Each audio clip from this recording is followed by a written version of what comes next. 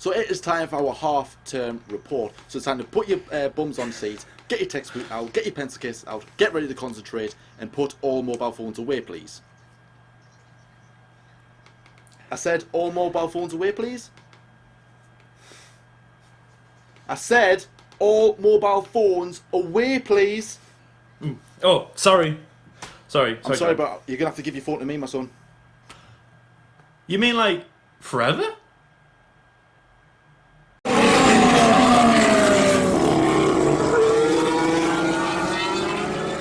Yeah, I'll give you your phone back at the end of the episode, okay? So you better pay attention. So anyways, guys, yes, welcome to our half-term report. A long time waiting because of, obviously, of what happened last week when Red Bull announced that they were replacing Pierre Gasly with Alexander Albon.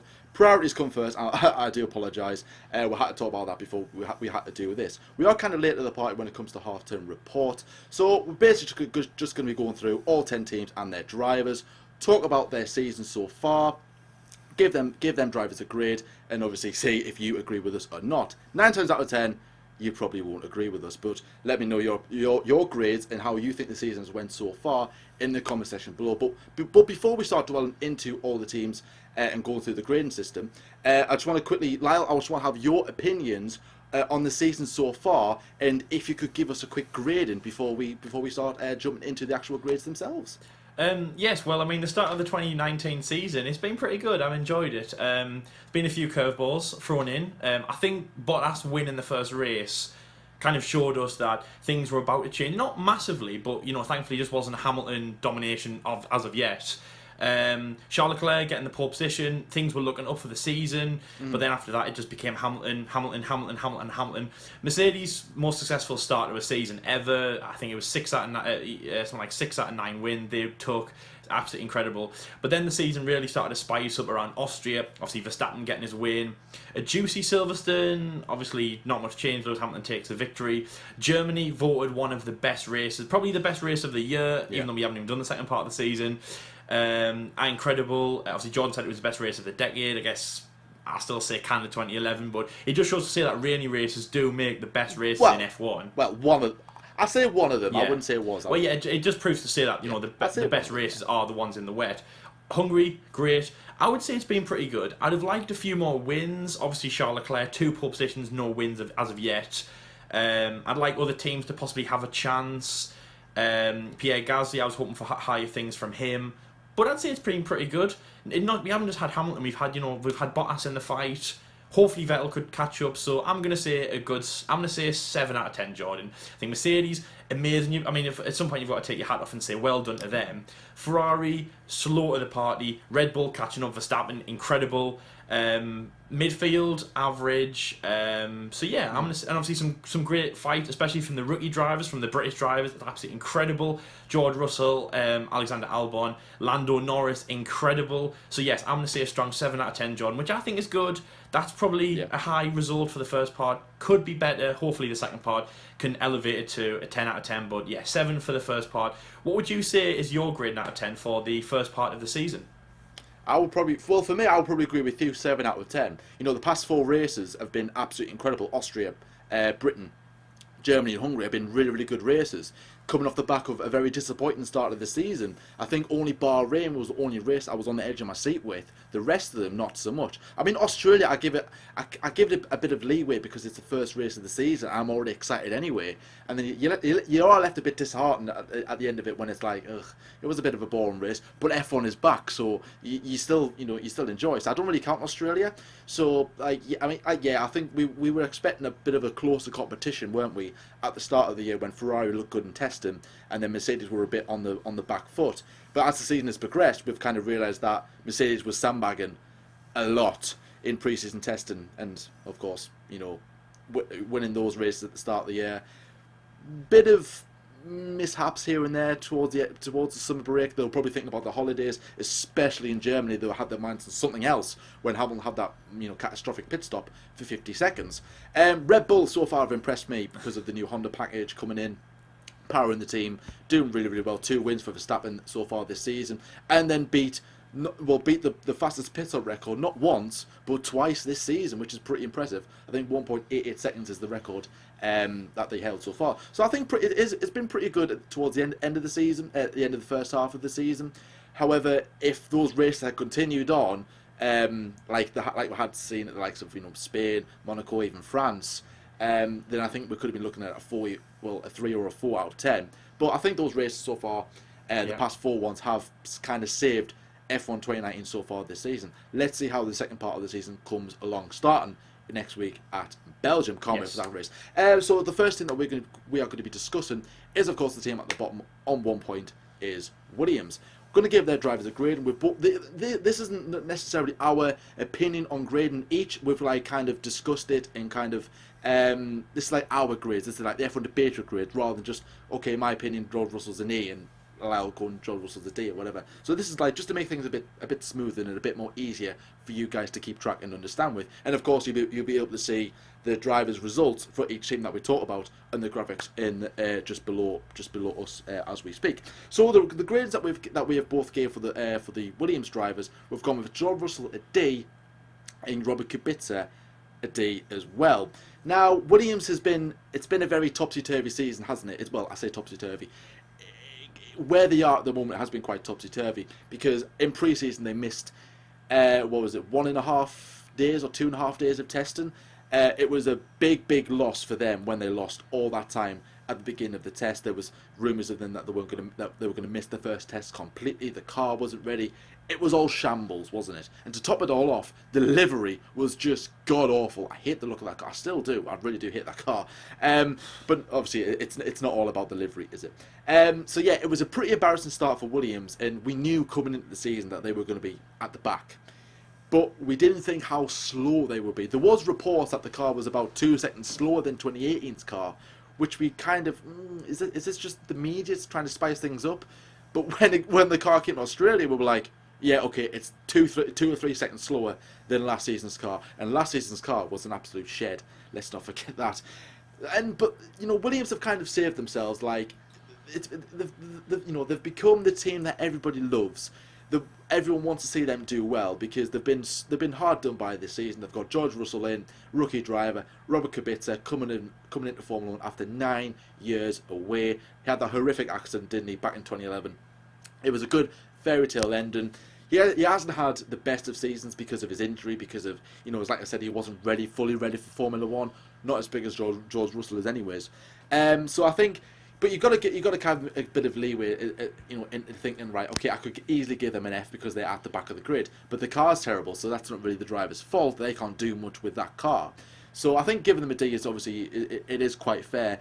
However, both on their drivers as well, both their drivers at the start, Russell and Kubica, do have good starts, good race starts, and do gain a lot of positions on opening laps. I think Russell here has gained 30 positions on opening laps, and Robert Kubica has gained 22 places on opening laps as well throughout the duration of the season, which is pretty good if you think of it that way. So therefore, get a Williams good at the start, and then hopefully it'll try and do well in the race, but because of the pace of the car, it has been able to do so.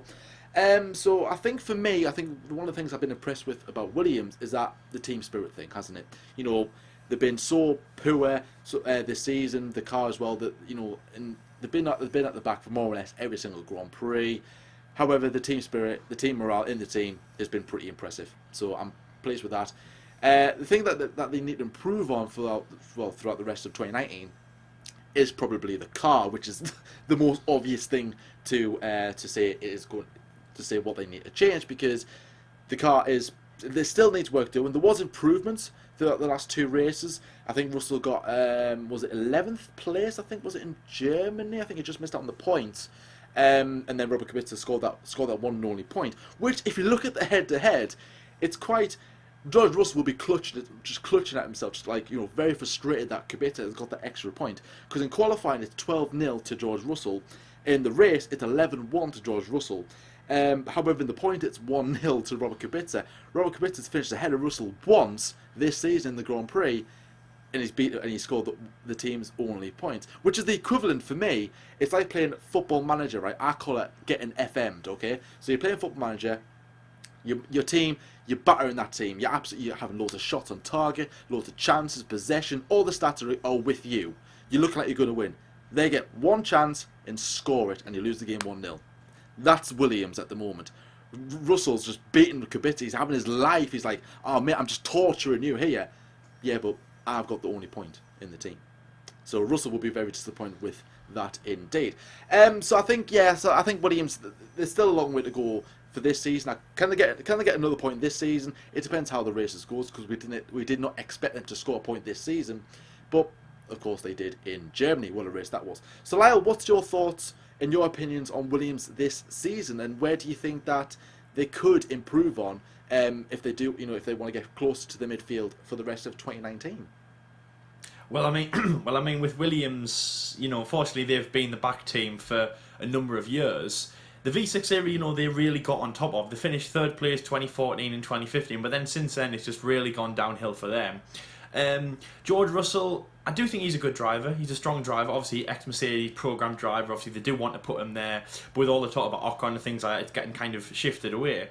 I do think that he's getting the best out of the car. He looks like he's getting more than Robert out of the car. I don't have anything against Robert. I just don't think that he is right for Formula 1 anymore. Especially when you think of the dynamic that, at the moment we've got all these young guns in Formula 1. Charles Leclerc, Max Verstappen, obviously Lando Norris is only 19 years old. We have all of them. And then we have such an old guy that we look to had experience, but not really. And I think to have that 1 point is just, it doesn't really matter anymore. George Russell will get there.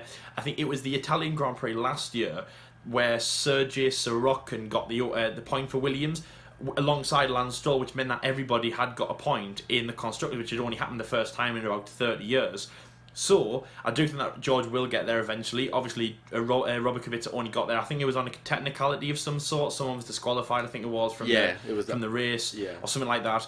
I don't think that means much. In terms of how they will catch up in the midfield, I don't really know. But the thing is, though, they have done better, because remember in Australia, George Russell, Robert Kubica and George Russell were 2 seconds off the pace of Lewis Hamilton, and George Russell, I think, was the only Williams that wasn't in any collision or anything like that, and he got lapped in 12 laps by Lewis Hamilton, which is one of the lowest laps that anyone's ever been lapped on, where they haven't had an incident or a pit stop. He was just going around, and 12 laps on, Lewis Hamilton took him, and that was Albert Park. I don't think there's any much progression window for Williams, but I just think they're doing well where they are at the moment.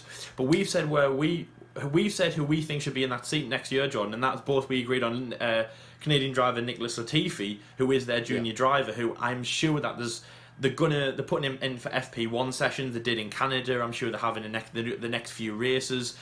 Towards the end of the season, I do think they are, because obviously me and John are in agreement that we think that Robert could be out. But I do think that Williams, they're doing the best that they can with the cars. And the grades that we've given them, I do think that they're as good. I do think that George Russell is better than Robert Kubica. But the next team that we're going to talk about today is Alfa Romeo. Now, the Swiss team, obviously Swiss metaphors are always on time, they're always punctual, no messing around, always get to the point. Obviously, replacing the name of Sauber from last year. So Charles Leclerc goes to Ferrari. He does a swap with Kimi Räikkönen, and he's a driver who I was very surprised at, because he's had a very up and down career in my eyes. The 2007 Ferrari World Champion, but remember, he went through the spell of 115 races at Ferrari without winning a single Grand Prix until he won in the 2018 Australian US Grand Prix in Austin. I was going to say Austin and then Australia. That's right. So yes, a drought of 115 races, and I wasn't really sure why he was doing a Ferrari. But as I say, new year, new Kimi, and he is at Alfa Romeo. So the grades that we have given these drivers, we have given Kimi Räikkönen a B, and we've given his Italian teammate Antonio Giovinazzi a D. So Kimi Räikkönen, again, so I'll start with him. Probably one of my most excited drivers that I've seen this year. I've really loved what I've seen from him. He's had a few good finishes, a few top 10 finishes. I think he's had 2 7th places, and then just mid-range, kind of just outside the 10s kind of positions. Sauber, Alfa Romeo, sorry. Sauber were the second, not as very good, probably about the second worst team on the grid from last year. This year, Alfa Romeo, they are doing quite well, obviously, alongside Antonio Giovinazzi, who used to be in Formula 1. Kimi getting very good results out of the car. I think it was 7th place at the Austrian Grand Prix, and I think it was 7th place at the Hungarian Grand Prix. No retirements, very slick, just doing his job. That's the thing with Kimi, does his job, goes home, and that's it. So I've been impressed by him as well. As I just said at the start, about my thinking about him, he was at Ferrari, wasn't really doing much there, but he's doing a lot at Alfa Romeo. Just change the team, give him probably less of a team with less pressure, and he is doing very, very good. No retirements from him, doing what the best he can out of the car, being very consistent in qualifying, has been very good for him. He has been beating Antonio Giovinazzi in races as well and qualifying, so it's good from the Finn driver. On the other side of the garage, Antonio Giovinazzi, he has been in Formula 1 before, but he's only been in for a few races. I think it was 2017 where he crashed in both Australia and China. He crashed on the main straight in China.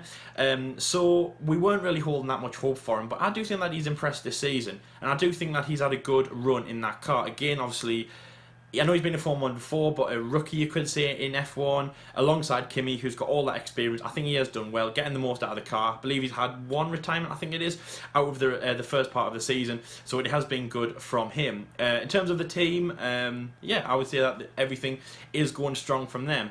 Probably one of the teams to just fly under the radar in the race as well, sneaking into the top 10s. And yeah, I'm very impressed by what they can do. I love the Alfa Romeo livery. I do think they're a good team, and I do think they've got a big potential. They remind me of a very early Renault. A car manufacturer team, a works team. Obviously, they still have a Ferrari engine. They don't have an Alfa engine, but I do feel like they're going to get one in the future. And yes, I do feel like they have kind of got Renault-esque in them. But yes, I do think they are a good, strong team, and they have got a big potential in Formula 1. So Alfa Romeo, Jordan, Kimi Räikkönen and Antonio Giovinazzi, how do you think they've been getting on this season, and what do they need to improve on for the second part? Because in my mind, I actually can't really think of what to improve on. I think they're both getting good results out of the car, especially Kimi Räikkönen, and I do think they're a good, strong team to plod on, and and obviously holding strong in the constructors. I think, yes, I've been very, very impressed with Alfa Romeo. I've been certainly impressed with Kimi Räikkönen, because I didn't know how well he would be doing. Having a number of years at Ferrari, come back into Formula 1, 2 years with Lotus, and then jump ship to Ferrari for several seasons, alongside the likes of Alonso and Sebastian Vettel. He was always playing the number two driver. Got that win in Austria, even I made a mistake on that one. in Austin, my word, in Austin, a brilliant. It was voted one of the races of the season. I think it was voted race of the season. Austria. I've done it again. Austin, my word. I need to lie down, guys. So Sauber, as they were called last season, they had a bit of a up and down season. Leclerc impressing in some parts of the race, however, in qualifying, you couldn't get it together quite as such. I think they finished 9th, just ahead of Williams last season. So far, they are 7th on 32 points, so that's progress in itself. Raikkonen doing bits. He's 8th in the standings. I think his best finish has been 7th 3 times this season. Or like his teammate Antonio Giovinazzi, who's only finished in the points once this season, and that was the 10th place in Austria. Giovinazzi did get off to a bit of a shaky start. He's found a little bit more of consistency where he is more or less close, near enough to the points. He wasn't lucky not to score points in Germany before both Alfa Romeos got disqualified, hence why the likes of Williams got promoted and Robert Kubica scored the team's one and only points of this season. Antonio Giovinazzi, I think that's where the team need to improve. Kimi Räikkönen is doing everything perfectly, in my opinion. Certainly, he's got that top 10 stamped authority, whatever you want. As long as he keeps up them results and the car keeps performing and doesn't break down, then Kimi for me should easily finish in that top 10. Giovinazzi, 18th place, 10th place between the two drivers. It should be a lot closer. And I think, Alfa Romeo, they haven't really officially confirmed their drivers. And we both did say that Giovinazzi will be in that seat for next season, because there are limited options as to who Ferrari would want in that seat. However, if Giovinazzi does awful in the next round of results, he might be dropped and being replaced by somebody else who knows well for 2020 at least. But Giovinazzi is, like I said, he's getting a bit more consistent. He does need to score more points for the team to be able to push and challenge the likes of Haas, Renault, and of course McLaren for the best of the rest. So yeah, I think that for me is where the team do need to improve with. Raikkonen is coming 8-4 in terms of qualifying. In the race, he's torturing Giovinazzi 11-1, and that, of course, that one for Giovinazzi was in Austria. And in points, it's 31 for Kimi and 1 for Antonio Giovinazzi. So the next team we're going to move on to is Racing Point, formerly Force India. Now, Racing Point have been a bit on the back foot a lot this season due to the fact of what happened this time last year when the team Force India was under, administration. There was like, what's going to happen with the team? There was loads of uncertainty as to what was going to happen with the drivers, with the staff. Is the team going to be there next season? Is someone going to buy the team? Then the knight in shining armour, Lawrence Stroll, came in, bought the team, rebranded a Racing Point, and kept the name on for this season. It brings in a lot of money. Now, because of what was going on last season, like I said, they didn't have enough time to research and develop into this season's car. However, I think for next season there could be quite a decent result. So they're currently 8th on 31 points for Racing Point. Both drivers, Sergio Perez and Lance Stroll, of course, his dad owning the team. So we've gone with for the grading at least. We've gone with Sergio Perez. We're giving him an E, and for Lance Stroll, we'll be giving him a D. Now, Lance Stroll is currently ahead of Sergio Perez. I think Lance Stroll's in 12th place. Sergio Perez is in 16th place. Now, for a driver like Perez, I don't want to put down Stroll in any kind of way because I do think he's an alright driver because, alright, he's there because his dad's there and he's got money and everything like that, but so is Perez. But nevertheless, Perez for me is a better driver than Stroll. So Perez should be higher in the standings than Lance Stroll, in my opinion. And Perez, for me, he hasn't got the results together. The car, probably mostly the car, you could say the car's not quite there. But Perez, for a 16th place, he should be very disappointed with the season so far and should want to improve for the remainder of the season. His best place finishing so far this season is a 6th place in Azerbaijan. For Lance Stroll, however, giving him a D rather, and of course with him being ahead of his teammate, we'll have to give him a higher grade because he's done better this season. But he's gained 44 positions in an open lap for the first part of this season. So he's really good at starts. However, in qualifying, that is Lance Stroll's Achilles heel. We're no stranger to this. Qualifying, he's abysmal. Now, he is. Just look at the stats. I think he's only been in Q2 once this season. The rest of it has been in Q1. Been knocked out in Q1. I think he did this for like 21 races in a row, something on the lines of that. So therefore, if he's getting really good starts when he's at the back of the grid and gaining loads of positions, imagine where he could be if he was further forward and then got a good jump on the other drivers. I'm sure he got the most laps, the most positions gained on an open lap last season throughout the duration of 2018. So he's got a bit of a reputation for getting good starts. However, it's qualifying, that's where he does need to improve massively. Perez, he needs to get his results a bit, more consistently for the team to progress up. I can't say Racing Point doing much for the second part of the season. They are bringing a lot of upgrades, but so are the other teams, and I would say they are a little bit ahead of development at the current time. However, watch out for them in 2020 because they've got some money with them. They have got some money going into that team. So yeah, like I said, improve on Lance Stroll. Does need to improve on his qualifying at least. Lyle, your point on Racing Point, if you want to call it that. How would you assess their season so far? Would you agree with what I've just said about Sergio and Lance, or do you have a different take on it? Well, I do like Racing Point. I've got a bit of a soft spot for Racing Point. I like Checo, and I also like Lance Stroll as well. I think they're both really, really strong drivers. The Belgian Grand Prix last year, as Jordan just said, they went through all that liquidation, the change to, it was Racing Point Force India. That's when Lawrence Stroll, obviously Lance Stroll's dad, who funded him all the way through Asian Formula 3 and things like that, bought over the team from Vijay Mallya. And I remember the Belgian Grand Prix, if you remember, they lined up 3rd and 4th on the grid, and going up the Kemmel Straight after the crash between Alonso and Leclerc, going up the Kemmel Straight, they managed to jump Hamilton and Vettel. And I know it's only a really small detail, but to me that really stands out massively because I'm like, remember seeing that, and I was actually there. I was watching the race. I was at the Le Combe chicane, which is literally as you come down the Kemmel Straight. The point of where the safety car came out, so I wasn't very happy about that. But going up the Kemmel Straight, the two pink cars at that point that had, gone through hell, and to be honest, we were kind of writing off going into the Belgian Grand Prix, were in front of Lewis Hamilton and Sebastian Vettel. Sebastian Vettel, the man who was leading the World Championship, and Lewis Hamilton, the man who was leading the World Championship, they were ahead. It was incredible. And they both got, I think it was 4th and 5th. It was an incredible finish from both of them last year. Lance Stroll, he's been through criticism all through his career about, is it just money, what's he in for, but he is a very, very strong driver. And the grade that we've given them, very strong from that. Lance Stroll doing a very good job in that. Sergio Perez, really, really, really strong. He's really an anchor at Racing Point, and I'm really excited to see what they can do the second part. I don't agree that I think that they can improve massively through the end of the season. I do think they can have a good chance in the constructors if they want to move forward. But yes, I like Force India. I've got a bit of a soft spot for Racing Point. I've got a bit of a soft spot for them. So I'm currently doing the video at the moment. However, when I was doing the video, we actually lost Lyle's end of for the rest of the video.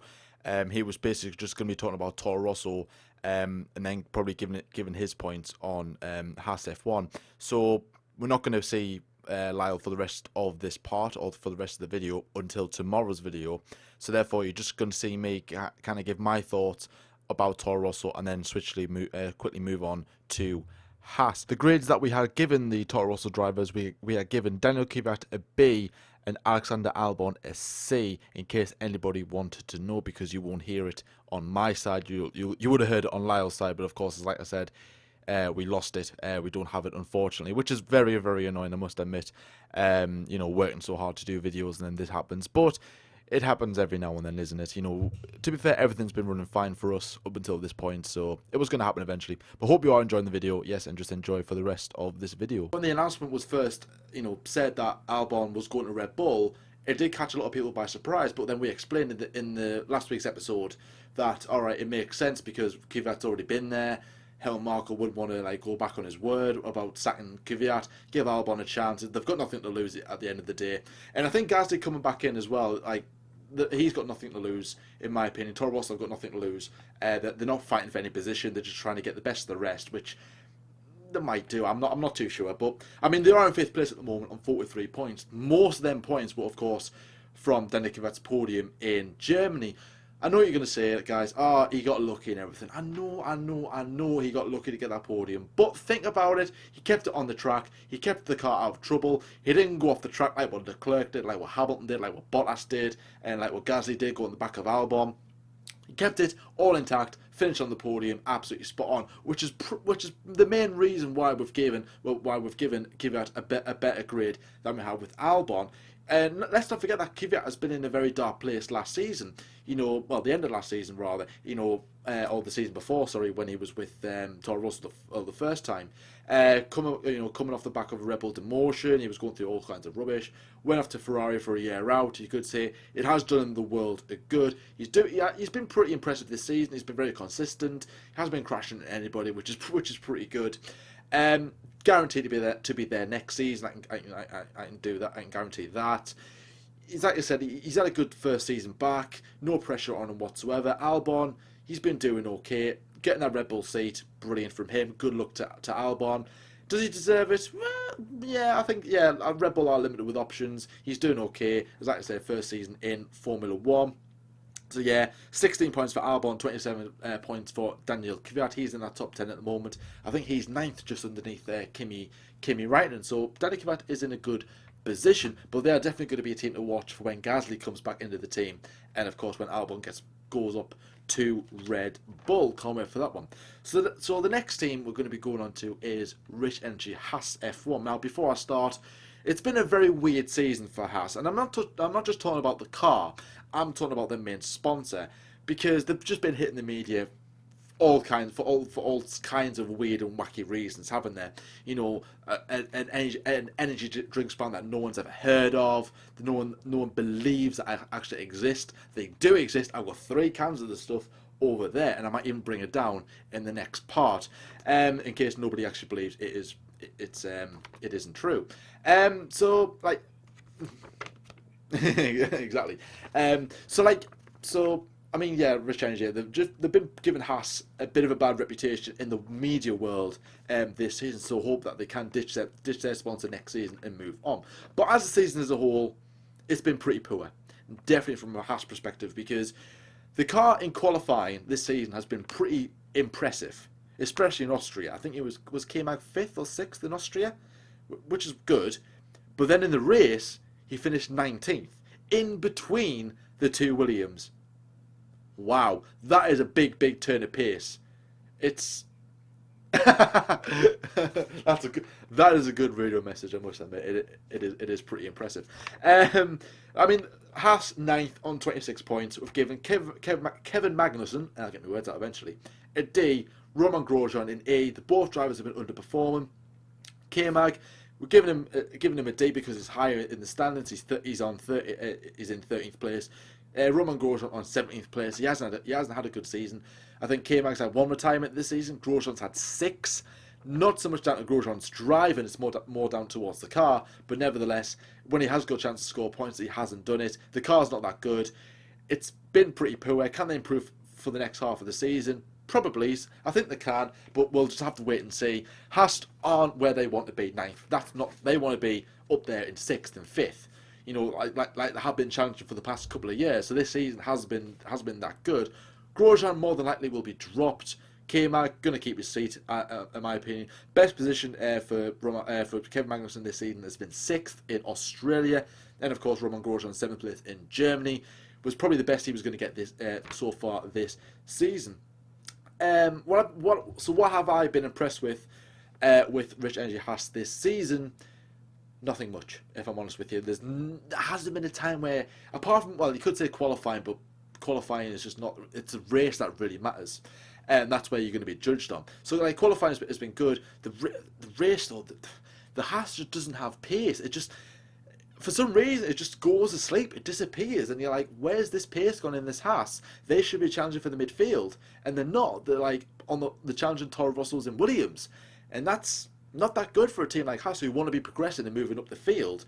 And Gene Haas won't be impressed with this car this season, having all kinds of problems with brakes, with engines and stuff. And obviously, they had that big upgrade where both drivers got the latest spec, and it was just abysmal. And then even Roman Grosjean said that he wants the Australian spec because the old spec is better than the new spec.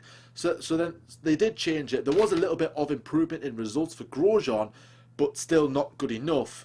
But unlike K-Mag, or Kevin Magnussen, I keep saying, I always call him K-Mag. For K-Mag, he has the current spec, and of course it isn't performing that well. The results this season for both drivers, Kevin Magnussen on 7, it was coming 7.5 to K-Mag. Same in the race, 7.5 to K-Mag.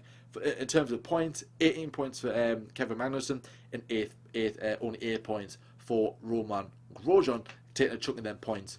Getting 6 points rather in Germany, and getting them to I think got 2 10th places in Spain and Monaco, I believe. I could be wrong with that one, but I think that's where he got both his points this season. But as I said, it has been good. Has been a good season for Haas. Nothing much to go on.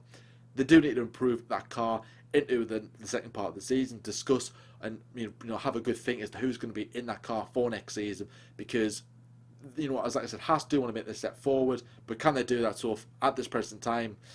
No. They do need to do more for the rest of 2019. About 23 hours and 40 odd minutes or whatever. So yes, go check out tomorrow's episode where we talk about the rest of the grid.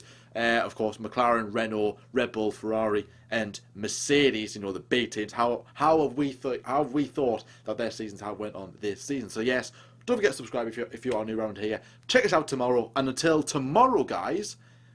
We'll see you later.